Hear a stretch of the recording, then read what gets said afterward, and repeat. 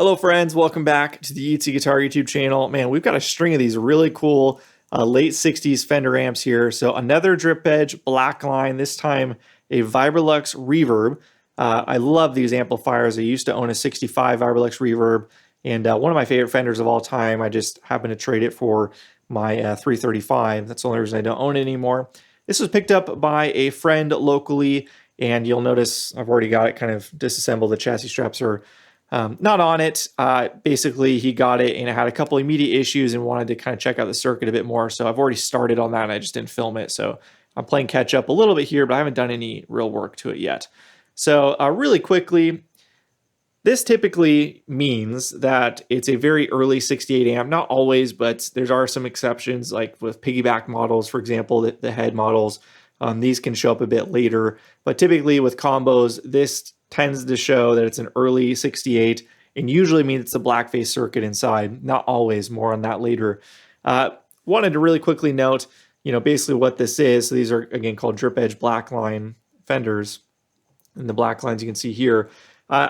Some people argue with me when I kind of give the prevailing theory of why they're here and say it's something else, but then nobody actually gives a coherent argument of what it is other than what I'm about to say. So I don't know. Let me know in the comments if you think it's something different and offer some support for it. But basically, the prevailing theory that I tend to believe is that when the new faceplate was being designed, the designer would have these markers to kind of space everything out. So it's even from here to here, as it is from here to here, even spacing from here to here to here to here, so on and so forth across the amplifier.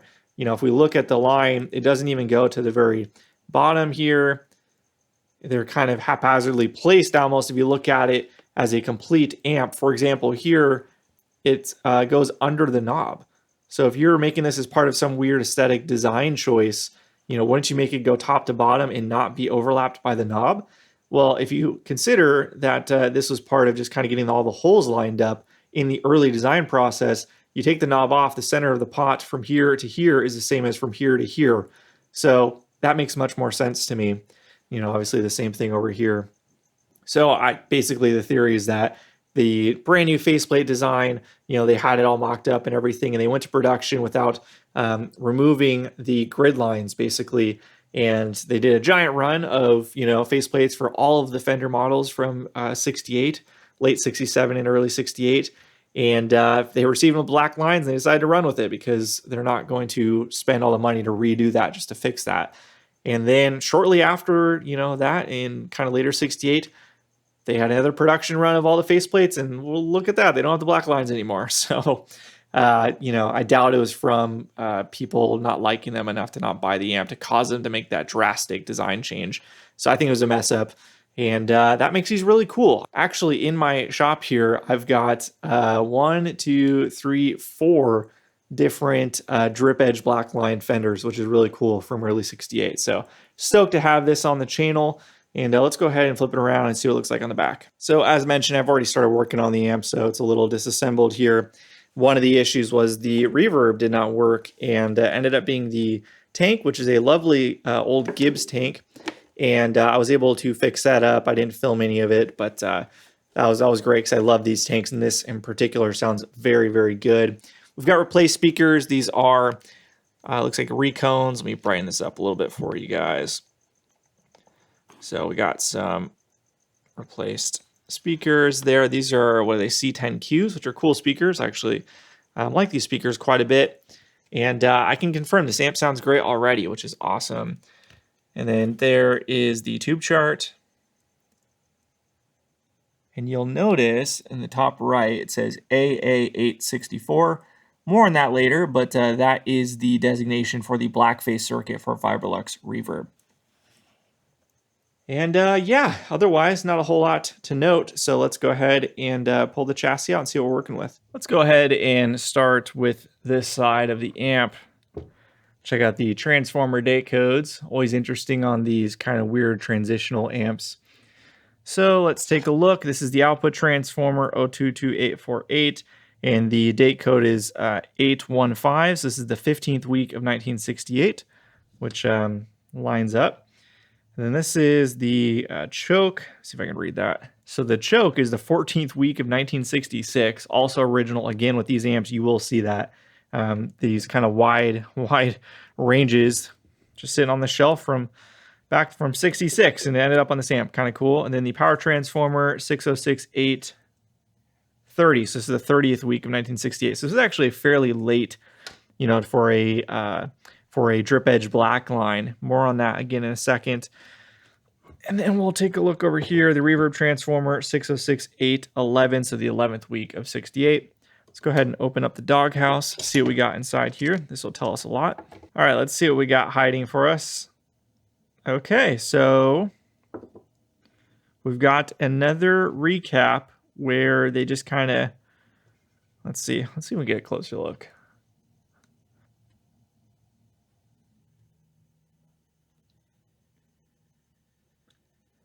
So yeah, they kind of spiral them around together.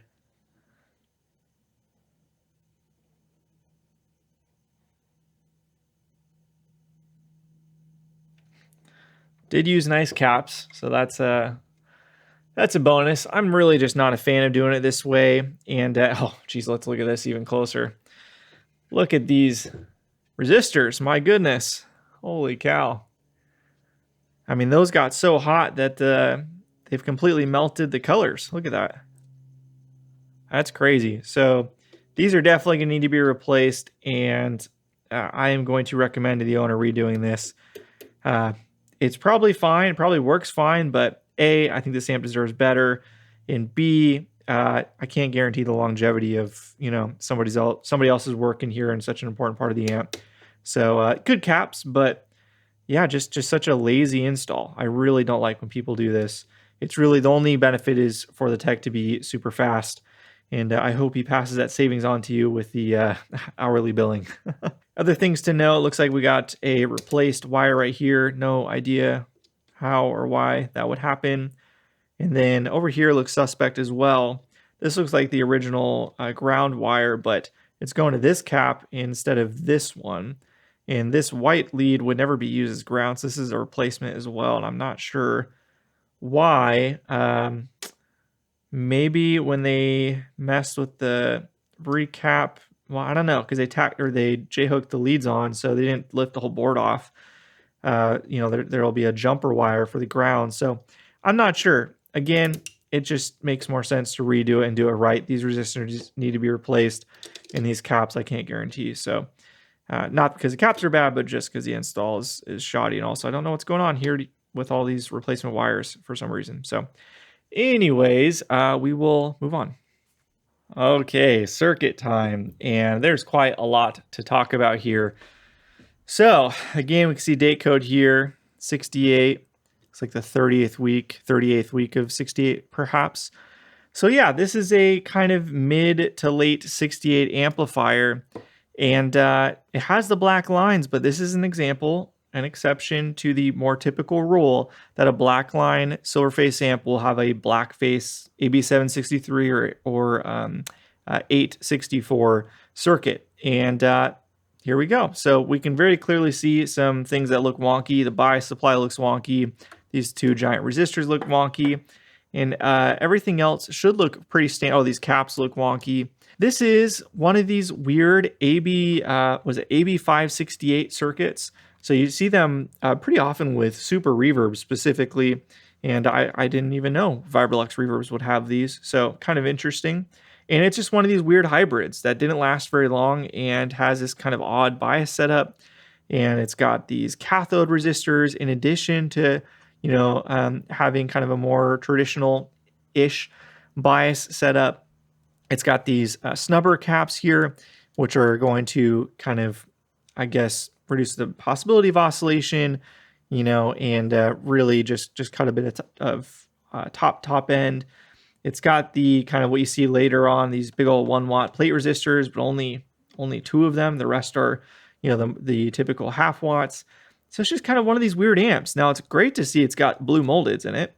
So it's got all of the blue moldeds and that you would expect in a Vibrolux Reverb, which is awesome. Kind of interesting that some of them are like blue and some of them are white. And then, but they look original. You can see the solder's been untouched. This is kind of the start of these white encased Mallorys that you see in a lot of amps in kind of this sort of era.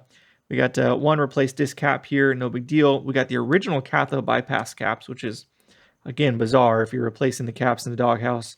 Don't know why you wouldn't move forward with that unless the owner didn't want to pay the nominal fee to get that done. Everything else at first glance looks untouched and original. Yeah, I don't see anything else over here that looks out of place at first glance. We can see the messed with lead over here for the ground connection in the Doghouse. Wasn't really soldered that well. You probably can't see it from your angle. Yeah, you can't. So we'll have to touch that up. But yeah, otherwise looks good. We got an F&T bias cap with these, looks like stock bias resistor and diode. And then a 3-prong that was added. But let's see if it was wired to code. Okay, so it was not wired to code. The hot does end up at the fuse tip, but then you've got the other end of the primary on the other, on the fuse sleeve rather, and then the neutral goes to the switch. So that's not correct. And then we can obviously see the earth connection is quite a bit shorter, or maybe about the same length as the neutral. That should be the longest one, is also tied to the chassis there. So we'll see if the owner wants me to update that. Oh, and then here's the brown lead going to the Doghouse. That's going to there, to these plate resistors. Kind of odd. I'm not sure in what world you would need to replace that wire. Super strange. Anyways, so I kind of talked to the owner a little bit about this circuit already, and we are going to move forward with converting it to the, what is it, AA864, whatever I just showed in the tube chart, which is the Blackface circuit for the Vibrolux Reverb. So it's not a ton of changes. Really, it's just converting this bias setup to the more traditional bias setup, you know, getting rid of all this stuff. These 100Ks will be swapped for 220Ks. These two resistors will be swapped for a 100K and an 82K. And then we'll remove these two caps, and these two resistors will also be removed. And I think that's about it off the top of my head. And then we'll do the general maintenance outside of that. So, you know, probably look to replace these resistors if they're measuring high. They do look physically good though. So usually they'll see those burned or kind of pretty jacked up, and they look fine. So Sam probably wasn't run very hard. And yeah, looking forward to this. So I think I'm going to record, you know, once I just confirm it's safe and biased okay, I think I'm going to record a before and after, because I think that'll be really interesting to show you guys of how this sounds, or rather how those little changes, those various changes affect the tone. Does it at all? Maybe it does, maybe it doesn't. I still think it's a good idea to do it because it simplifies the circuit quite a bit, and it just makes it a more intriguing thing to own, in my opinion. If you were to try and sell it, it's much cleaner to say it's a Blackface amp, and the tube chart supports that. So not any big travesty, in my opinion, by any means. You know, and this circuit didn't last for a reason. So that's the plan. Let's go ahead and I guess we'll hook it up. I'll make sure it's okay with the current limiter, and then we'll plug it into the aux box, do a quick recording, and then we'll get started on the work.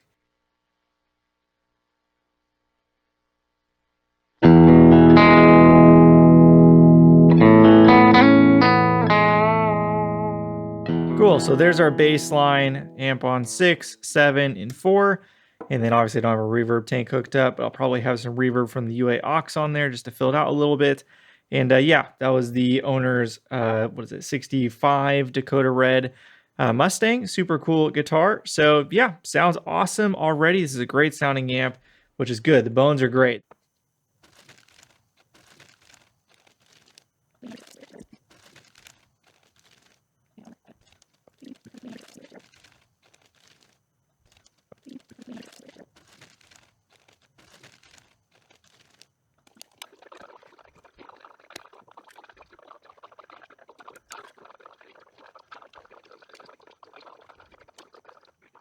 All right, with that, I think we are all done with the conversion. Just looking over my work real quick. So yeah, we got the two 220K bias leak resistors. We got the 100K and 82K so plate resistors. We got the 15K here. Took away all the extra junk here. Removed those extra caps. Added in the grounded cathodes for the power tubes, and then the bias supply, that 470 ohm resistor, and while we were in there, we did the cap and the diode. So I think with that, we should be good to go and fire it up. So let's give it a shot.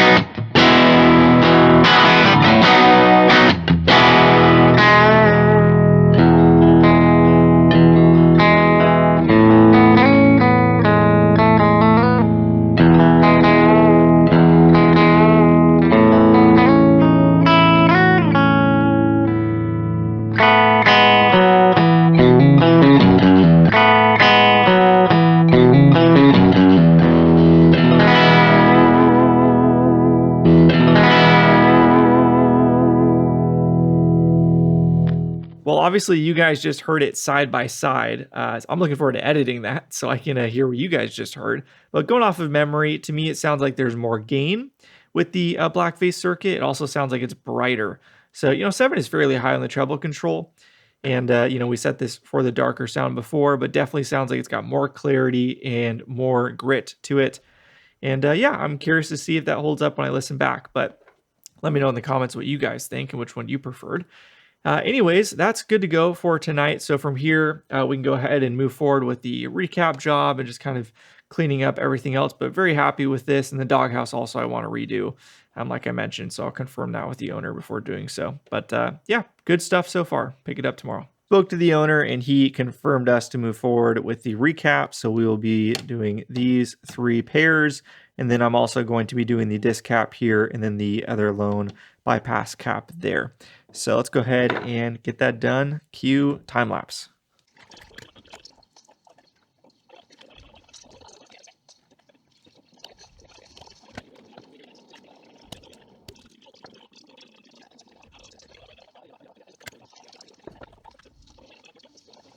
All right, there we go. Cathode bypass cap swapped, the tremolo oscillating cap swapped, and yeah, looking super good here. So we can go ahead and flip it over and do the doghouse.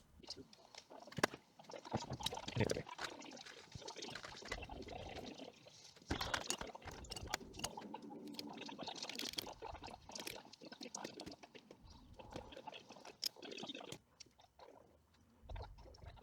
Cool, so there is the doghouse all done. One thing to note is the change from the 10K 4.7K to dual 10Ks per the Blackface spec.